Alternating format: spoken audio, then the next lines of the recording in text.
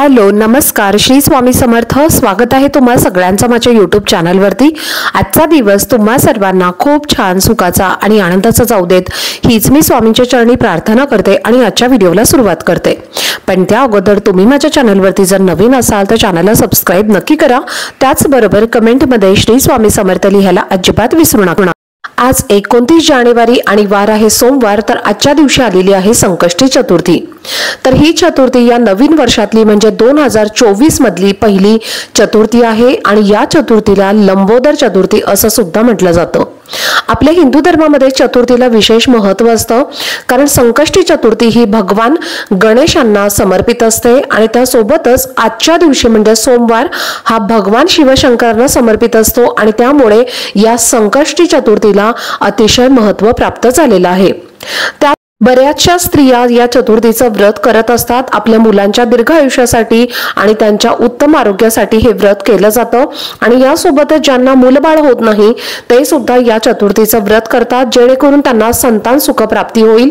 आणि ज्या गर्भवती स्त्रिया आहेत तर त्या सुद्धा व्रत करत असतात, जेणेकरून त्यांचं जे होणारं बाळ आहे तर ते उत्तम आरोग्य घेऊनच जन्माला येईल। त्यामुळे हे व्रत जे आहे तर ते केलं जातं। या दिवशी काही उपाय सुद्धा आपल्याला करायचे आहेत।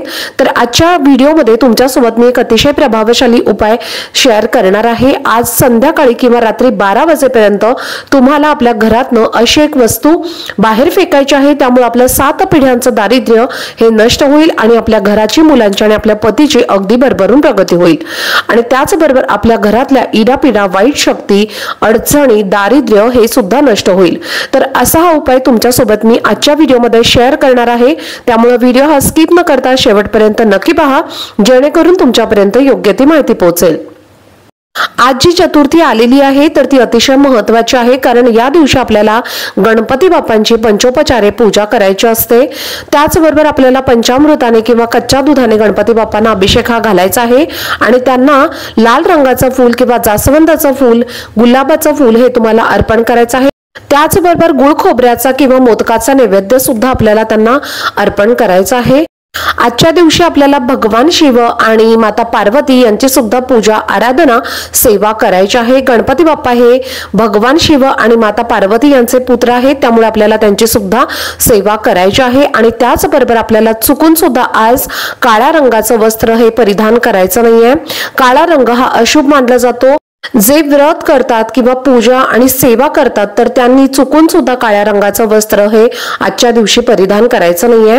त्याचबरोबर ही चतुर्थी आपल्या मुलांसाठी सुद्धा अतिशय महत्त्वाची मानली जाते आणि मुलांच्या संबंधित जेवढे पण आपल्याला उपाय करता येतील तेवढे सगळे उपाय आपल्याला आजच्या दिवशी करायचे आहेत आणि त्याचे बरेचसे व्हिडिओ तुमच्यासोबत मी ऑलरेडी शेअर केलेले आहेत। तुम्ही जर ते व्हिडिओ पाहिले नसतील तर चॅनलला व्हिजिट करून ते व्हिडिओ तुम्ही नक्की बघा, जेणेकरून त्याचा तुम्हाला नक्कीच फायदा होईल। तर बघा, आज आपल्याला हा उपाय करायचा आहे। संध्याकाळी 6 नंतर ते रात्री 12 वाजेपर्यंत तुम्ही हा उपाय केव्हाही करू शकता। आपल्या घरातली नकारात्मकता, वाईट शक्ती, दोष दूर करण्यासाठी आपल्याला हा उपाय करायचा आहे, ज्यामुळे आपल्या घराची, आपल्या मुलांची आणि आपल्या पतीची अगदी भरभरून प्रगती होईल। आणि आपल्या घरामध्ये जर नकारात्मकता वाढलेली असेल, दोष वाढलेले असतील किंवा अशा प्रकारच्या गोष्टी असतील तर अनेक प्रकारच्या अडचणी या आपल्या घरामध्ये येत असतात आणि त्यामुळे आजारपण, भांडणं, वादविवाद, कलह यासारख्या गोष्टी आपल्या घरामध्ये चालू होतात आणि त्यामुळे महत्त्वाचे कामं पूर्ण होत नाहीत। तर यासारख्या बऱ्याच प्रकारच्या अडचणी जर तुमच्या घरामध्ये येत असतील तर अशा वेळेला तुम्ही समजून जा की तुमच्या घरामध्ये दोष निर्माण होत आहेत आणि नकारात्मक ऊर्जा सुद्धा तुमच्या घरामध्ये निर्माण झालेली आहे। बऱ्याच वेळेला आपण आपल्या घरामध्ये भांडणं झालं की अपशब्द वापरतो आणि त्यामुळे आपल्या घरामध्ये असणारी वास्तुदेवता ही प्रत्येक वेळेला तथास्तु म्हणत असते। आपण चांगले शब्द बोलतो तेव्हाही तथास्तु म्हणते आणि वाईट शब्द बोलतो तेव्हा सुद्धा तथास्तु म्हणत असते आणि त्यामुळे आपल्या घरामध्ये नकारात्मकता आणि दोष हे वाढत जातात। ते इतके वाढतात की आपल्या घरामध्ये त्यामुळे या प्रकारच्या अडचणी तयार व्हायला सुरुवात होते। त्यामुळे तुम्हाला जर असं वाटत असेल की मुलांची प्रगती होत नाही, घराची प्रगती होत नाही, पतीची प्रगती होत नाही, तर अशा वेळेला आपण काही विशिष्ट तिथींवरती काही उपाय केले तर त्याचा नक्कीच आपल्याला फायदा हा होत असतो। तर उपाय करण्यासाठी सगळ्यात महत्त्वाची तुम्हाला गोष्ट लागणार आहे ते म्हणजे काळे तीळ। काळे तीळ तुम्हाला घ्यायचे आहेत, त्यानंतर तुम्हाला 5 लवंगा घ्यायच्या आहेत, 5 वेलची घ्यायची आहेत आणि असे जे खडे मीठ आहे तर ते सुद्धा तुम्हाला घ्यायचं आहे। आणि त्यानंतर अख्ख्या 7 लाल मिरच्या ज्या असतात म्हणजे लाल मिरच्या ज्या ड्राय असतात तर त्या तुम्हाला घ्यायच्या आहेत। आता तुमच्याकडे लाल मिरच्या नसतील तर मग तुम्ही हिरव्या मिरच्या घेतल्या तरीही चालतील। त्यानंतर तुम्हाला पिवळी मोहरी सुद्धा घ्यायची आहे, पिवळी मोहरी नसेल तर काळी मोहरी घेतली तरी सुद्धा चालेल। आणि या सगळ्या वस्तू तुम्हाला एखाद्या प्लेटमध्ये किंवा वाटीमध्ये घ्यायच्या आहेत किंवा तुम्ही तुमच्या उजव्या हातामध्ये घेतल्या तरीही चालतील।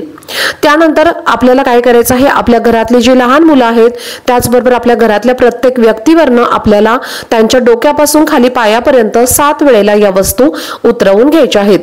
सांगितल्याप्रमाणे चतुर्थी जी आहे तर ती आपल्या मुलांसाठी अतिशय महत्त्वाची असते आणि त्यामुळे मुलांमध्ये जी काही नकारात्मकता आहे, वाईट शक्ती आहे, दोष आहेत तर ते सर्व दूर करण्यासाठी आणि त्यांची प्रगती होण्यासाठी आपल्याला हा उपाय आजच्या दिवशी करायचा आहे।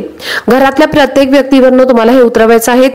तुमच्या घरात एखादी व्यक्ती जर चिडचिडेपणा करत असेल, हट्टीपणा करत असेल तर त्यावरनं सुद्धा तुम्हाला 7 वेळेला उतरवून घ्यायचं आहे। आणि त्यानंतर या ज्या वस्तू आहेत तर त्या संपूर्ण घरामध्ये आपल्याला फिरवायच्या आहेत आणि फिरवत असताना आपल्याला ओम गण गणपते नमः किंवा ओम विघ्नहर्ताय नमः या मंत्राचा कंटिन्युअसली जप करायचा आहे किंवा तुम्ही श्री स्वामी समर्थ या मंत्राचा जप सुद्धा करू शकता। आणि या वस्तू घेऊन आपल्याला आपल्या घराच्या मुख्य दरवाजावरती यायचं आहे आणि मुख्य दरवाजावरनं सुद्धा आपल्याला ओवाळून घ्यायचं आहे, म्हणजे 7 वेळेला आपल्याला उतरवून घ्यायचं आहे। आणि त्यानंतर तुम्हाला परत तुमच्या घरामध्ये यायचं नाही, तर हे सरळच तुम्हाला बाहेर घेऊन जायचं आहे आणि घराची जी दक्षिण दिशा असते तर त्या दिशेला तुम्हाला फेकून द्यायचं आहे किंवा मग तुम्ही तुमच्या बाहेरच्या एखाद्या डस्टबिन मध्ये फेकलं तरी सुद्धा चालेल। तर अशा पद्धतीने तुम्हाला हा उपाय करायचा आहे। हा उपाय केल्यानंतर आपल्याला मागे वळून पाहायचं नाहीये, कारण आपण जी नकारात्मकता आपल्या सोबत बाहेर फेकलेली आहे तर ती पुन्हा आपल्या घरामध्ये प्रवेश करत असते, त्यामुळे आपल्याला मागे वळून पाहायचं नाहीये आणि कोणाशीही बोलायचं सुद्धा नाहीये। घरात आल्यानंतर आपल्याला आपले हातपाय धुवायचे आहेत आणि त्यानंतर आपल्याला बाप्पांचं आणि आपल्या स्वामींचं दर्शन करायचं आहे।